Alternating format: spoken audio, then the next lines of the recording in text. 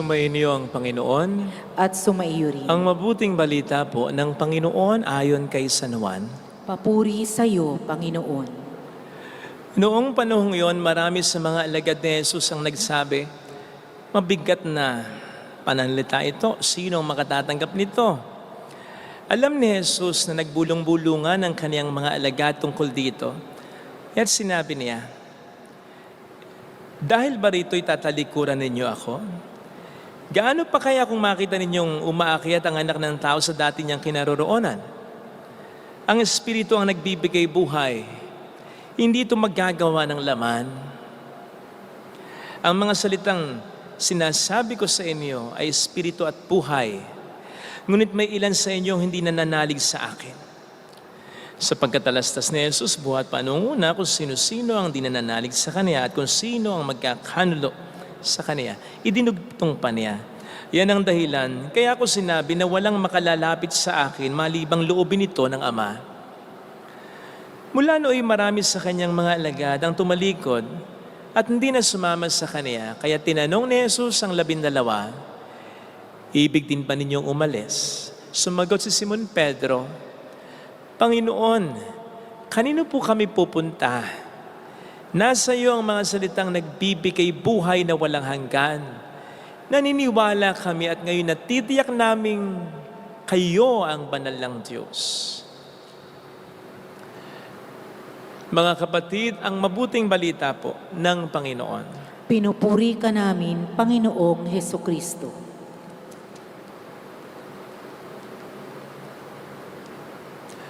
Welcome sa Our Lady of Lasal at Quasay Parish kung saan ayos lang umiyak at samahan tayo ng mahal na ina sa pag-iyak at sa pagdarasal upang maging maayos ang lahat.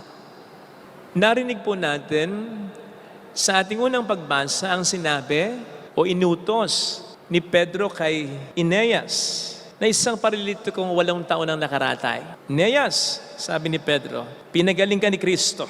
Tumindig at ayusin mo ang iyong higaan. Tumindig nga si Eneas at siguradong inayos ang kanyang higaan at nangyari ang isang himalang nasaksihan ng karamihan. Dahil dito'y nagpuri sila sa Diyos. Tumindig, inayos ang higaan at isang milagro ang kanilang nasaksihan. Mga magulang, lalo na sa mga nanay dyan, lilinawin po natin na yung nangyaring himala ay talagang paggaling ng paralitikong 8 taon ang nakarata. In a sense na nakalakad na siya, nakapunta na siya kung saan-saan at hindi po ito simpleng pagtindig lamang at pag-ayos ng higaan. Kasi po baka ma-misinterpret nyo sapagkat baka ang naalala nyo dito anak nyo Nung maisip ninyo, ay, himala ang nangyari at nagpuri ang mga tao sapagkat si Eneas ay tumindig at inayos ang kanyang higaan. Kasi baka naalala nyo dito yung anak ninyo na ang hirap-hirap nyong pabangunin, ang hirap-hirap nyong gisingin, at hindi rin unabis na naghiligpit na kanilang higaan. Na kung ito ay titindig sa oras at magliligpit ng higaan, ituturing nyo talagang isang himala. At ang Diyos sa inyong papupurihan, ay okay po yan, pero hindi ganyan ang nangyaring himala sa ating Ebanghelyong napakinggan. Talagang si Eneas ay nakalakad na ang lubusan. Pero alam po ninyo, seriously habang pinagnililayan ko din naman yung pagbasang ito ay natuon din naman ang pansin ko sa katotohanang, hindi, kahit yung simpleng paggising sa oras at lalong-lalo na pagligpit ng higaan, ay po pwede rin namang maging hudyat o simula ng mga milagro sa ating buhay. Taong 2014, ng isang US Navy Admiral ay nagbigay ng commencement speech sa University of Texas, kung saan simula pa lang ng speech niya, ang lahat ay napangiti, napatawanan niya. Dahil sinabi niya agad ito, if you want to change the world, then start off by making your bed. Sa Tagalog, kung gusto mong ayusin ang mundo, simulan mo sa pamamagitan ng pagliligpit ng pinaghigaan mo. Natawa ang lahat dahil ano nga naman ang koneksyon ng dalawa? Parang napakalayo, hindi ba? But then, yung pagtawa ay napalitan ng astonishment when the Admiral made them realize, oo nga, pwede nga. Sapagkat ang simpleng paggising sa oras at pagligpit ng higaan ay po pwedeng magbigay agad sa atin ng sense of accomplishment sa simula pa lang. That upon waking up, immediately, may na-accomplish na tayong task. Isang task na maaaring simple pero mahalaga dahil araw-araw mong dapat gawin yan. Isang task na maaaring simple pero mahirap sapagkat kung madali yan, edi lahat tayo ginagawa yan. Alam naman nating pahirapan yan para sa karamihan.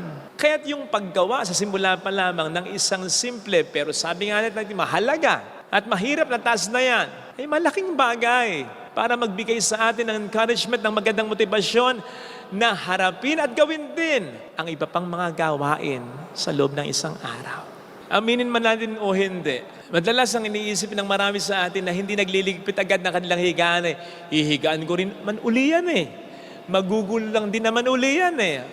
Okay, naintindihan ko yan. Pero hindi nga ba't iba rin yung pakiramdam na datnan mo yung higaan mo na maayos, malinis? I don't know with you, pero ako, anumang pagod ko, isa sa mga nagbibigay ng konsolasyon sa akin, yung pagpasok ko sa kwarto ko, malinis at maayos. Yung kwarto ko, yung higaan ko. O diba, lahat naman siguro sa atin nakapag-hotel na. Pag nakita mo yung higaan, yung ayos ng higaan sa mga hotel, talagang yung bedsheet ay napakalinis, planchadong-planchado. Ang tendency natin agad ay humiga para batang hinahatak nung kama. Kasi ang ganda ng pagkakaayos niya. May psychological effect yan. Kumbaga, yan sa mga stress dito, lagi, araw-araw, sipin po ninyo, naaayos niyo ba yung mga kwarto ninyo? Pinaghigaan ninyo? Maaring hindi. Kaya imbis na mabawasan kayo ng isang stress sa simula pa lang, madadagdagan pa pagkat babalikan nyo, tutulugan nyo yan Nakaka-stress makakita. Ang isang kwarto, ang isang pinaghigaan magulo sapagkat siya ka mamamahinga Hindi lamang dahil unpleasant yan na higaan sapagkat po pwedeng nakasanayan yung higaan yan. Pero yung sense na negatibo na para kang walang naaayos sa simula pa lang sa buhay mo. At pagdating mo pa ng bahay, lahat magulo, makikita mo, di ba? Stress ka sigurado. Iba yung dadatnan mong maayos ang bahay, maayos ang kwarto, maayos ang higaan. Iba yun. May magandang epekto na pakiramdam yun. And since I believe ay pwede natin i-apply sa ating spiritual na buhay, sana tayong masanay na higa ng higa sa isang marumi at magulong buhay without going into confession, without really praying, and without even attempting to talk with someone, with our loved one, or with a friend para ayusin natin yung magulo sa buhay natin na yan. Let us not wallow into sin. Huwag tayo magtagal. Huwag nating makasanayan yung magulong buhay na yan dahil sa kasalanan, na dahil ang katwiran natin okay lang na hindi ako mangumpisal, okay lang na hindi ko iusan, gagawin ko rin naman. Ay nako, di po makatutulong yan. 8 taong nakaratay si Eneas. Pwedeng nasanay na siya dyan After all, kahit na siya'y nakaratay, siguradong may naglilimos sa kanya At paano, naging komportable na siya sa kanyang hindi magandang kalagayan. Pero ang pinakita sa atin sa ating unang pagbasa ngayon ng taong ito ni Eneas, more than an easy life, higit pa sa komportabling buhay na nakasanayan, gusto niyang iangat ang kalidad ng kanyang buhay. Kahit pa mahirap para sa kanya, kahit pa walang kasiguruduhan para sa kanya, sapagkat alam niya na yun ang mas maganda, mas inam na kalidad ng buhay. Sana ganoon din tayo.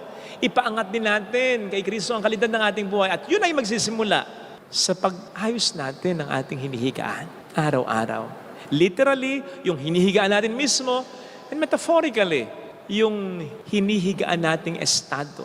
Kung tayo nasa estado ng kasalanan, bumangon tayo dyan, ayusin natin yan sa tulong ng Poong May Kapal upang maiangat ng Panginoon ang ating buhay. Hindi lang sa buhay na ito, kundi hanggang sa kabilang buhay. Tayong masanay na natutulog sa marumi, sa magulo. Again, literally and metaphorically, dahil babangungutin tayo pag ganyan, aliwala po kaya.